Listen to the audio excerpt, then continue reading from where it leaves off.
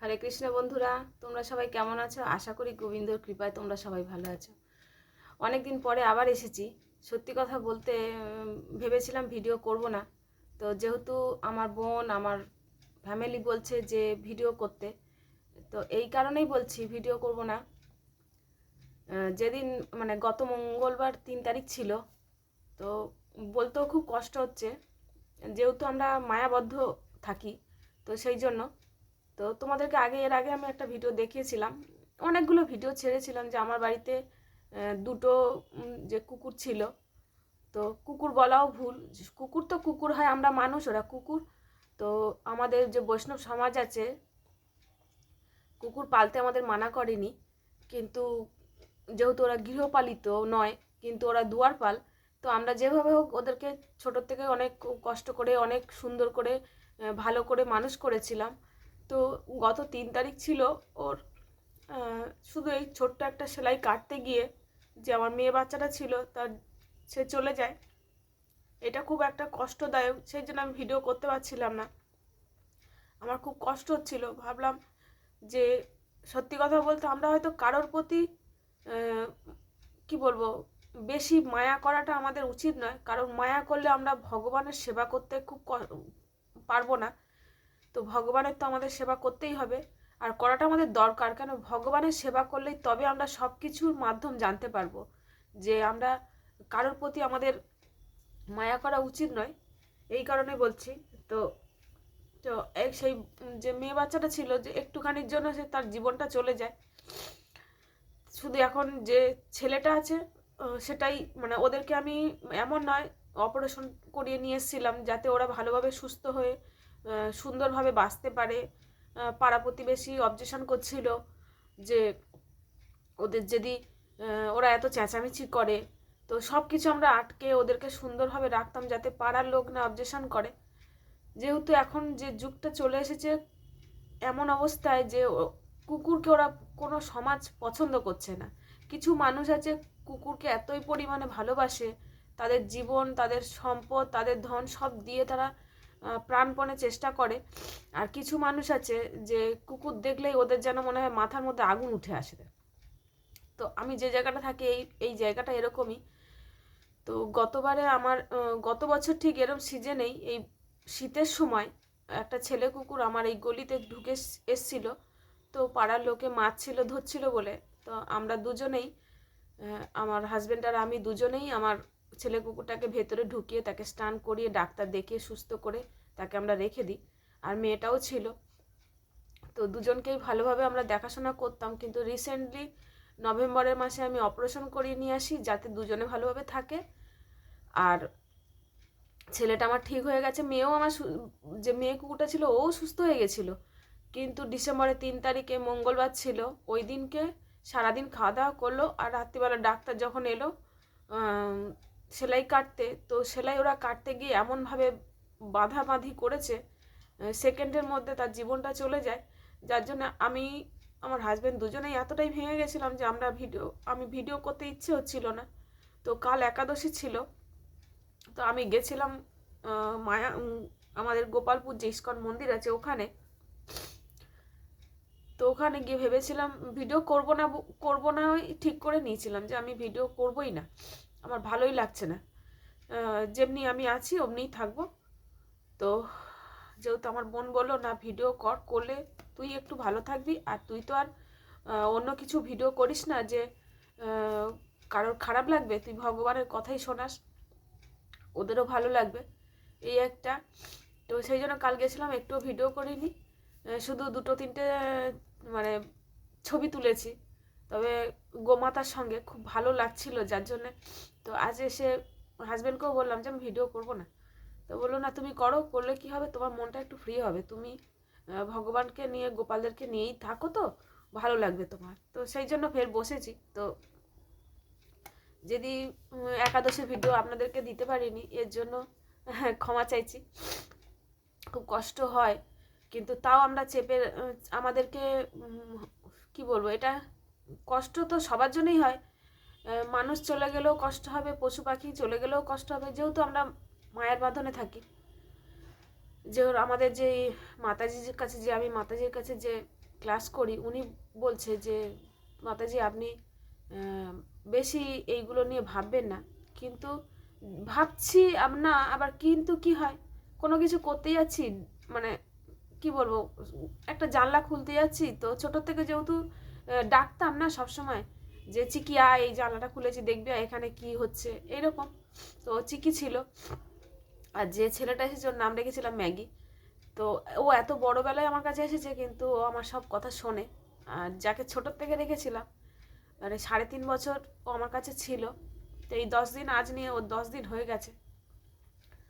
তো সেই জন্য খুব কষ্টের মধ্যে ছিলাম, তো সেই জন্য ভিডিও করতে পারিনি। তো যাই হোক, আপনাদেরকেও বলি যে আমি কি বলবো, মানে খুব কষ্টের মধ্যে ছিলাম বলে ভিডিও করতে পারিনি। যাই হোক, আপনারা সবাই আমার ভিডিও যারা দেখেন তাদের কাছে আমি ক্ষমা চাইছি। সবাই ভালো থাকবেন, আর আশা করি আমি যে ভিডিও বানাবো, চেষ্টা করব প্রত্যেক দিনের ভিডিওটা দিতে, কিন্তু পেরে উঠছি না, যেহেতু সকাল থেকে উঠে ভগবানেরও কাজ থাকে, আর ওদের কাজ আমরা সবাই মিলেমিশেই করি। এবারে ভাবছি যে কি করব জানি না। আমার হাজব্যান্ড বলছে আমি আরেকটা বাচ্চা নিয়ে আসবো, নিয়ে আসলে তাহলে কি হবে, যে বাচ্চাটা রয়েছে ও খাওয়া দাওয়া একদম ছেড়ে দিচ্ছে, যেহেতু ওকে দেখতে পাচ্ছে না, কারণ ও মেয়ে কুকুরটা চিকির সাথেই এসেছিল, মানে চিকিকে দেখেই ও এইখানে থেকে গেছে। এবার যেহেতু ওকে দেখতে পাচ্ছে না, ও খাওয়া দাওয়া একদম বন্ধ করছে। চেষ্টা করছি ওকে সারাক্ষণ মানে জোর করে খাওয়ানোর, খেলা করানোর, সব কিছু নিয়ে ওকে ভোলানোর চেষ্টা করার জন্যই মানে আমরা তৈরি হচ্ছি। না ভোলালে ও কষ্ট পাবে, আর ওর সামনে আমরা বেশি ভেঙে পড়ছি না। ভেঙে পড়লে ও ভাববে যে আমরা কষ্ট পাচ্ছি, সেই জন্য মানে ওকে নিয়ে ওই জন্য খেলায় বেশিরভাগ থাকতে হচ্ছে, ওর সাথে মিশতে হচ্ছে। আগে ছিল অতটাও মিশতে পারতাম না। তো চলো, আমি আজকের থেকে দেখছি, আবার জানি না আবার কতদিন মন ভালো থাকবে আর কীরকম হবে, কীরকমভাবে ভিডিও আবার করতে পারবো। তো আজকে প্রভুপাদের একটা নিয়ে এসেছি, যেহেতু প্রভুপাদই আমার সাহস দেয়, আমার শক্তি দেয়, উনি পিতা, উনি গুরু। তো সবারই গুরুর দরকার হয়, কৃষ্ণ গুরু ছাড়া চলেনি, গুরু সবারকেই প্রয়োজন। তো আমাদের গুরু হচ্ছে প্রভুপাদ। তো খুব মানে খারাপ লাগছে যে তোমাদের কাছে শেয়ার করছি, ভেবেছিলাম যে কাউকে কিছু বলবো না, এমনি সব বন্ধ করে রাখবো। তো সবাই রিকোয়েস্ট করছে, আমার ফ্যামিলি, আমার বন্ধুবান্ধব, যারা আমার মানে আশেপাশে যে বন্ধুরা রয়েছে, যারা আমার ফোন নাম্বারে কন্ট্যাক্ট করে, তারা বলছে, জিজ্ঞেস করেছে, ভিডিও পাইনি বলে ফোন করেছিল। তো সেই জন্য বিশেষ করে এক তোমাদেরকে একবার ভিডিও দিয়েছিলাম যে এক মুসলমান এক বাচ্চা আমাকে আমার গোপালকে একটা কাঁসার থালার একটা গিলাস গিফট করেছিল। তো ছোট্ট বাচ্চা, ও খুব ভালো পছন্দ করে। তো এই ফোন করে বলছে যে আন্টি তুমি ভিডিও দিচ্ছ না তো, আমি দেখতে পাচ্ছি না তো। তো আমি যেহেতু ছোট্ট, ওকে কিছু বলতে পারিনি। আমি বলেছি হ্যাঁ বাবু দেবো, আমার শরীরটা খারাপ তো তাই। এই হচ্ছে, এটা হচ্ছে দুঃখের কথা। আর একটা হচ্ছে খুব খুশির কথা, এটা হচ্ছে আমার মাতাজিকেও আমি জানিয়েছি, যিনি আমার গাইড করে। আমার বাড়িতে যে আমার বোনের মেয়ে আসে আর বোন আসে, তো ওরা নতুন ভক্তি জীবনে আসছে।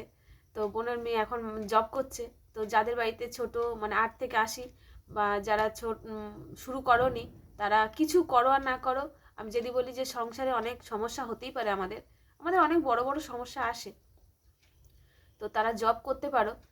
জব করাটা এমন কোনো দুমালা করে জব, হয়তো 20 মিনিট কি 25 মিনিট লাগতে পারে যারা স্টার্টিংয়ে। তো জব শুরু করো, কারণ জব শুরু করবে, নামের মাধ্যমেই আমাদের অনেক পাপ ক্ষয় হয়, আমরা অনেক যে কষ্টের মাধ্যমে যাই সেগুলো আমাদের দূর হয়। সেই জন্য তো তোমাদের কাছে একটা প্রার্থনা করি, যে আমার যে বাচ্চাটা চলে গেছে, তোমরা সবাই ভগবানের কাছে প্রার্থনা করো, ওর যেন আত্মা শান্তি পায়, ও যেন ভগবানের সান্নিধ্যে যেতে পারে, আর মানুষ জন্ম নিয়ে যেন ও ভগবানের সেবায় নিজেকে নিযুক্ত করতে পারে। এটা আমি ভগবানের কাছেও প্রার্থনা করেছি, তোমরাও করো। এটা অনেক বড় ভিডিও হয়ে যাচ্ছে, তো কি বলবো। তো চলো, আজকের এইগুলো তো বলছি, তোমরা সবাই একটু শোনো। আর আমার চ্যানেলটাকে সাবস্ক্রাইব করতে ভুলো না, কারণ তোমরা আমার পাশে না থাকলে সত্যি কথা বলতে আমি একদম একা হয়ে যাই। ওই জন্য ভিডিও আমার সবাই ফ্যামিলি বলো যে তুমি ভিডিও কর, তোর বন্ধুরা তো আছে সঙ্গে, আর আমরাও তো আছি। এই হচ্ছে। তো চলো আজকের প্রভুপাদের মন্ত্র বলেই প্রণাম করে আমরা ভিডিও মানে আমার যে প্রভুপাদের যে কথা আছে সেটা আমরা শুরু করব। ওং অজ্ঞানতিমিরান্ধস্য জ্ঞানাঞ্জনা শলাকয়া চক্ষুরুন্মিলিতং যেন তস্मै শ্রী গুরুবে নমঃ। শ্রী চৈতন্য মনোভীষ্টং স্থাপিতং যেন ভূতলে স্বয়ং রূপ কদা ময়ং দদাপি স্বপদান্তিকম।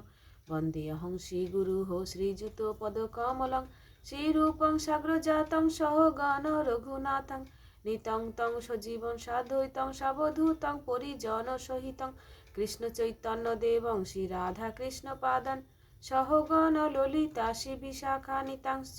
হে কৃষ্ণ করুণা সিন্ধু দীনবন্ধু জগৎপতে গোপীশ গোপিকা কান্ত রাধা কান্ত নমস্তুতে। তপ্ত কাঞ্চন গৌরাঙ্গী রাধে বৃন্দেবনেশ্বরী বিশ্বভানুসুতে দেবী প্রণামামি হরিপ্রিয়ে। নীলাচল নিবাসায় নিত্যায় পরমাত্মনে বলভদ্র সুভদ্রাং জগন্নাথায় তে নমঃ। বাঞ্ছাকল্পতরুভশ্চ কৃপা সিন্ধু এব চ পতিতানাং পাবনেভ্যো বৈষ্ণভ্যো নমো নমঃ। জয় শ্রীকৃষ্ণ চৈতন্য প্রভু নিত্যানন্দ শ্রী অদ্বৈত গদাধর শিবাসাদি গৌর ভক্তবৃন্দ। হরে কৃষ্ণ কৃষ্ণ কৃষ্ণ হরে হরে, হরে রাম রাম রাম হরে হরে। জয় রাধা মাধব কি জয়। নমো বিষ্ণুপাদায় কৃষ্ণপৃষ্ঠায় ভূতলে শ্রীমতে ভক্তি বেদান্ত স্বামী নীতি নামিনে নমস্তে সরস্বতী দেবী গৌরবাণী প্রচারিণে নির্বিশেষ শূন্যবাদী পাশ্চাত্য শতায়নে। জয় জগদ্গুরু শিল প্রভুপাদ কি জয়। তো আজকের খুব সুন্দর একটা কথা এখানে বলছে, এখানে হচ্ছে প্রশ্ন করুন জবাব পাবেন। প্রভুপাদকে প্রশ্ন করছে আর কি। এর আগেও তোমাদেরকে শুনিয়েছি যে কিভাবে প্রশ্নকর্মীরা করে। তো এটা হচ্ছে 1968 সালে 12ই মার্চ আমেরিকায় যান ফ্রান্সিসকো শহরে বেতার কেন্দ্র থেকে প্রচারিত সাক্ষাৎকার থেকে সংকলিত। তো যখন প্রভুপাদ আমেরিকায় যান, তো এখানে প্রশ্নকর্মী আর কি, স্বামীজি আমি জানতে ইচ্ছে করি, যে প্রশ্ন করছেন আর কি আমাদের প্রভুপাদকে, স্বামীজি আমি জানতে ইচ্ছে করি কেমনভাবে আপনি ভারত থেকে নিউ ইয়র্ক আর মেক্সিকোতে এত দূর পথ আসবার জন্য খরচের টাকা পেলেন, কে টাকা দিয়েছে আপনাকে? ছিল প্রভুপাদ উত্তর দিচ্ছেন কত সুন্দরভাবে। দেখো, একটা জাহাজ কোম্পানিতে আমি বিনা ভাড়ায় যাত্রী হয়ে এসেছিলাম। প্রশ্নকর্মী আবার প্রশ্ন করছে, আপনি কি হয়ে এসেছিলেন? মানে বিশ্বাস হচ্ছিল না আর কি যে কিভাবে প্রভুপাদ এলেন আর কি। তো ছিল প্রভুপাদ বিনা ভাড়ায় যাত্রী আমি। প্রশ্নকর্মী বিনা ভাড়ায়? সেই ভাড়াটা কে দিয়েছিলেন? ছিল প্রভুপাদ বিনা ভাড়া দেবার কোনো প্রশ্নই ছিল না। জাহাজ কোম্পানি বিনা খরচে তাদের জাহাজে আমাকে নিয়ে এসেছে। তো এটা কি, ভগবান যদি সকলের সঙ্গে থাকে তাদের কোনো বিপদ হয় না। এটাই হচ্ছে ছোট ছোট যে বিপদগুলো আজকের ঘটে সেগুলো নিয়তি।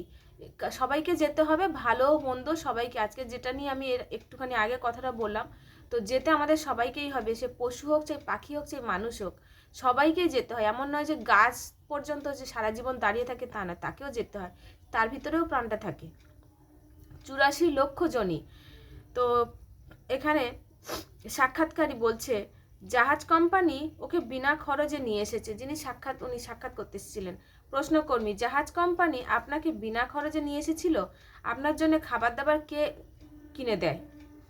ছিল প্রভুপাদ যখন আমি এখানে এলাম তখন একখানি পরিচয়পত্র সঙ্গে এনেছিলাম, তাই আমাকে এখানে যারা থাকতে দিয়েছিলেন তারাই আমার খাওয়া দাওয়ার ব্যবস্থা করে দেন। কিছু সময় আমি এক জায়গায় গেছিলাম যেখানে সন্ধ্যে 6টা বাজলে, যখন আমি কাজকর্ম করতাম ইভেন্টের, তো ওখানে সন্ধ্যে 7টা বাজলে, মানে রাঁচিতে গেছিলাম, তো অনেকদিন কাজ করেছি ওখানে। রাঁচির এক জায়গায় ছিল, সন্ধ্যে 7টা বাজলে এমনকি এটিএম পর্যন্ত বন্ধ হয়ে যায়, যেখানে টাকা পয়সা তোলা বড় মুশকিল। তো এক হোটেলে সন্ধ্যেবেলা আমরা খেতে গেছি, মানে যখন আমার কোম্পানি বললো যে আপনারা খেয়ে চলে আসুন, তো খুব মানে স্টেশনে তো আমাদের সারা রাত রেখে দিয়েছিল। 1:30টার সময় নেমে আমরা বাড়ি, মানে 10 মিনিট হেঁটে গেলে আমরা হোটেল পাবো, তো সেইখানে আমাদের 10 মিনিট আমাদের ওই স্টেশনেই থাকতে হয়েছিল, মানে এতটাই ভয়ঙ্কর জায়গা ছিল। আর একটা হচ্ছে সন্ধ্যে 7টা হলে এটিএম বন্ধ হয়ে যায়, হোটেল সব বন্ধ হয়ে যায় এরম সিজনেই। তো খুব অবাক হয়ে গেছিলাম যে ওই সব জায়গায় আমরা কিভাবে কাটাবো, কিন্তু গোবিন্দ যদি সঙ্গে থাকে কারোর কোনো দিন কষ্ট হয় না।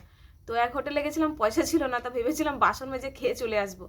তো হোটেলওয়ালা বললো তোমরা খাওয়া দাওয়া করে চলে যাও, এই জায়গাটা একটু অন্য ধরনের, তো কাল দিনের বেলা এসে পয়সা দিয়ে যাও। তো এটা হচ্ছে সব কিছু গোবিন্দের উপরে ছেড়ে দিতে হবে, যা করবে। মানে একটা কথাই জানতে হবে, সে যদি চায় যে আমার সুন্দরভাবে জীবন যাবে তো সুন্দর যাবে, সে যদি মনে করে যে এ পাপ কর্ম করেছে একটু কষ্ট পাবি তো কষ্ট পেতে হবে। এটা নিয়ে কোনো আমাদের দুঃখ করার দরকার নেই। দুঃখ হয় যেহেতু আমরা মানুষ, তো মায়ের বাঁধনে আটকে থাকি, তাই একটু দুঃখ হয়। যেহেতু একটু আগেই আমি তোমাদের সামনে কেঁদে ফেলেছি। প্রশ্নকর্মী আবার প্রশ্ন করছে, আপনার পরিচিত জনেরা আপনার থাকা খাওয়ার সব বন্দোবস্ত করে দিয়েছিলেন, তাহলে বলতে গেলে আপনি বিনা ভাড়ায় যাত্রী হয়ে এসেছিলেন। ছিল প্রভুপাদ। হ্যাঁ, ঠিক তাই। প্রভুপাদের যে প্রশ্নগুলো না, উত্তর প্রশ্ন আমার খুব অবাক অবাক অবাক মানে ঘটনা লাগে, আমার খুব ভালো লাগে, তাই তোমাদের সঙ্গে শেয়ার করি। প্রশ্নকর্মী আবার, হেডস, আমি একটুখানি জানো তোমাদের আগে আগে শুনিয়েছি যে আমার পড়া একটু গন্ডগোল। হেডস অ্যাসবেরির মতো একটা জায়গায় কেন আপনাদের গির্জা বসাতে গেলেন? মানে যাকে বলে আপনাদের ওই মন্দিরটাকে, মানে যেহেতু ওটা ইংরেজদের দেশ ছিল, যেটা বলে আর কি, সবাই যেটা বলছে আমেরিকার জায়গা, মেক্সিকো, তো ওখানে ওরা মন্দিরগুলোকে গির্জাই তো বলে না, তাই বলছে। তো ছিল প্রভুপাত, আমাদের যাকে বলে ওই মন্দিরটা, কর্মী বলে, তো প্রশ্ন করবি আপনারা যাকে বলেন মন্দির ওটা কেন যে আপনারা হেডস অ্যাসবেরির মতন জায়গায় বসালেন তাই জানতে চাইছি। তো ওখানে প্রভুপাত গেছিলেন যখন প্রভুপাত প্লেনে উঠেছিল, তো কতগুলো সাধারণ মানুষ প্রভুপাতকে বলেছিলেন যে আপনি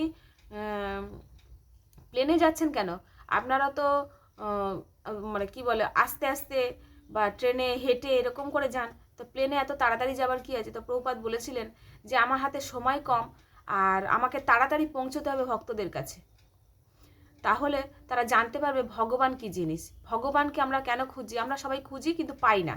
তো ভগবানকে তাই প্রভুপাত জানানোর জন্য, প্লেনে তাড়াতাড়ি পৌঁছানোর জন্য, আমাদের কাছে তাড়াতাড়ি আসার জন্য প্রভুপাত প্লেনে গেছিলেন। আর এটাই প্রশ্নের উত্তর একদিন উনি দিয়েছিলেন একজনকে। এর ভিতরে হয়তো গ্রন্থটা পাঠ করতে করতে ভিতরে হয়তো পাবো, আর যদি আমি ভুল বলে থাকি তো ক্ষমা চেয়ে নিচ্ছি, ক্ষমা করে দেবেন। তো সাক্ষাৎকারী, কথাটা আমি আবার ভালো করে বুঝিয়ে বলি, যিনি প্রভুপাদের সঙ্গে ছিলেন। ভদ্রমহিলা, প্রশ্নটিকে আমি একটু খোলসা করে দিতে চাই, কেননা আপনাদের গির্জাটা হিপিদের এলাকায় বসালেন। ছিল প্রভুপাদ, ওখানটা বিশেষ করে হিপিদের এলাকা বলেই বেছে নেওয়া হয়নি, তবে আমাদের ছেলেরা ওই এলাকাতেই একটা সস্তা গন্ডার ঘর খুঁজে পেয়েছিল, তাই তারা ওই জায়গাতেই বসে গেছে। একটা জায়গারও তো ব্যাপার থাকে, ভালো মন্দ বা কম কম বেশি টাকা পয়সা তো সব কিছুতেই লাগে, টাকা ছাড়া তো হয় না, তাই। সাক্ষাৎকারী, সবচেয়ে সস্তায় যে জায়গাটা আপনারা পেয়ে গেছেন। শিলপ্রপাত, হ্যাঁ, কারণ যে সস্তা জায়গাটা, কারণ আমাদের খুব সচ্ছল প্রতিষ্ঠান নয়, তাই আমরা ওইখানটা সস্তায় খুঁজে পেতে নিয়েছি। ওটা যে হিপিদের অঞ্চল বলেই বেছে নিয়েছি তা নয়, মোটেই নয়। মানে অনেকে বলছে না যে যে জায়গাটা কেউ ভগবানকে জানতে চায় না যিশু ছাড়া, তাহলে আপনারা ওই জায়গাটাই কেন বেছে নিন? কিন্তু না, ভগবান যে কোন জায়গাটা বেছে নেয়, যে জায়গাটা সস্তা, তো ওটা প্রভুপাত বোঝাচ্ছেন, কিন্তু গোবিন্দ চাইছে যে জায়গাটা যেখানে মানুষ রাধা মাধবকে চেনে না, জানে না, কালী দুর্গা আধ্যাত্মিক যে আমাদের দেবতাদের সেবা হয়, তো রাধা মাধবকে সেবা যা করে না, সেইটা বোঝানোর জন্য। যেমন গোপালপুর মন্দিরটা কোনো সময় আমি যদি সময় পাই শুরু থেকে তোমাদেরকে ভিডিওটা দেখাবো যে রাধা মাধব কোন জায়গাটায় গিয়ে বিরাজ করছে। আজকের আমরা যখন যাচ্ছি মাঠ ঘাট, মানে যখন জল জমে যায় তো মাঠ ঘাট দিয়ে আমরা যেতে পারি না, আমাদেরকে ঘুরে যেতে হয়, তো সেই জায়গাটা অত্যাধিক, কিন্তু বললে বিশ্বাস করবেন এত ভক্ত এত ভক্ত এত ভক্ত হয়ে গেছে রাধা মাধবের মন্দিরে, বিশাল বড় বড় মহাজনরা ওখানে টাকা ডোনেট করছে মন্দিরটাকে দাঁড় করানোর জন্য, প্রাণপণে চেষ্টা করছে। আর আমরা তুচ্ছ প্রাণী, আমাদের ইনকাম এতটাই, মানে যেটুকুনি পারি গোবিন্দর কাছে নিয়ে যাই। কাল গেছিলাম, খুব আনন্দ করেছি, মেয়েকে নিয়ে গেছিলাম, বোনকে নিয়ে গেছিলাম, আমার মামার মেয়েও গেছিলো, তো সবাই মজা করেছি, একাদশীর প্রসাদ পেয়েছি, এইটুখানি যেটুকুনি আমি গেছি এই কারণে যে আমার ভেতরে যে কষ্টটা আছে, তো প্রত্যেক দিন আমি প্রভুপাদকে বলি, প্রভুপাদ তুমি আমার ভেতরে যে কষ্টটা আছে ওইটা দূর করে দাও, দিয়ে গোবিন্দর সবসময় বসিয়ে রাখো গোবিন্দকে, যেটা হচ্ছে তুমি বুঝে নাও, আমার আর সহ্যের শক্তি দাও, ব্যাস এইটুখানি। তো চলো বেশি বড় হবে না, আর দুটো প্রশ্নের উত্তর আমি পড়ে শেষ করে দেবো, কাল আবার শুরু করে দেবো। তো সাক্ষাৎকারী, আসলে হিপিরা তো কেউই আপনাদের ধর্ম সংগঠনে যোগ দিতও না, যেহেতু ওরা ড্রাগে অভ্যস্ত, মানে ড্রাগ মানে বুঝতে পারছো, যে নেশায় অভ্যস্ত হয়ে রয়েছে। ছিল প্রভুপাদ, হ্যাঁ আমাদের জীবনধারা হিপিদের থেকে একেবারে অন্য ধরনের, কারণ হিপি যারা তারা তো যৌনতা আর নেশা ভাঙ্গে জর্জরিত, আর ওইসব ব্যাপারে আমাদের মন্দির একেবারেই নিষিদ্ধ। সাক্ষাৎকারী, আপনারা বিবাহ অনুষ্ঠান করেন? শিল প্রভুপাদ, হ্যাঁ। সাক্ষাৎকারী, কীরকম আপনাদের বিবাহ অনুষ্ঠান হয়? শিল প্রভুপাদ, ওই একই হরে কৃষ্ণ মহামন্ত্র উচ্চারণ করে।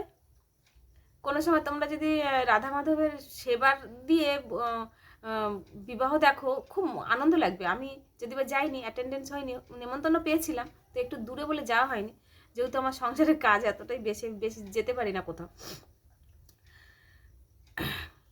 সাক্ষাৎকারী, ওটা কি এদেশে আইন সিদ্ধ বিবাহ অনুষ্ঠান বলে মানা হয়? শিলপ্রভুপাদ, হ্যাঁ আমাদের সংঘ তো নিউ ইয়র্ক রাষ্ট্রের ধর্ম সম্বন্ধীয় আইন অনুসারে বিধিবদ্ধ সংস্থা। সাক্ষাৎকারী, শ্রোতা বন্ধুরা, কেজি ও বেতার তরঙ্গ মাধ্যমে আপনারা এখনও শিল ভক্তিবেদান্ত স্বামী প্রভুপাদের সঙ্গে কথা বলতে পারেন। শ্রোতা, সম্প্রতি আমি প্রস্টনের আশ্রম থেকে মিস প্রোডেন্সের একখানি সুন্দর চিঠি পেয়েছি। তিনি মিস ফ্যারোর ভগ্নী শুনছেন। এখানে শিল প্রভুপাদ উত্তর দিচ্ছেন, ওটা আমাদের চিঠি নয়। সাক্ষাৎকারী, না ওটা বোস্টনের অন্য কোনো সম্প্রদায়ের চিঠি, ওই মহিলা স্বামীজির সঙ্গের কেউ নন। শ্রোতা, ও আচ্ছা আচ্ছা। তো চলো এইখানে ভিডিওটা আমি আরেকটুখানি আছে, যদি বলো, যদি ঠিক আছে ভিডিও বড় হয়ে যাবে, তো থাক, এটা আবার কাল আমি শোনাবো তোমাদেরকে। প্রশ্ন আর জবাব পাবেন, এটা হচ্ছে আমাদের কৃষ্ণ ভক্তি সর্বোত্তম বিজ্ঞানের। তো এখানে ভিডিও শেষ করে দেব, জানি অনেকটা বড় হয়ে গেছে, কিন্তু তোমরা মনোযোগ সহকারে প্রশ্ন আর উত্তরগুলো শুনতে থাকবে, যে প্রভুপাদ আমাদের কত সুন্দর করে বুঝিয়ে দিয়ে গেছেন। তো জয় শিল প্রভুপাদ কি জয়। হরে কৃষ্ণ কৃষ্ণ কৃষ্ণ হরে হরে, হরে রাম রাম রাম হরে হরে। টাটা আজকের জন্য। সবাই আমার কি বলবো, সাবস্ক্রাইব করতে ভুলবে না, কিন্তু তোমরা না সাপোর্ট করলে আমি একা হয়ে পড়বো, এই হচ্ছে। তো আজকের ভিডিও এখানে শেষ করলাম। রাধে রাধে, হরি বল।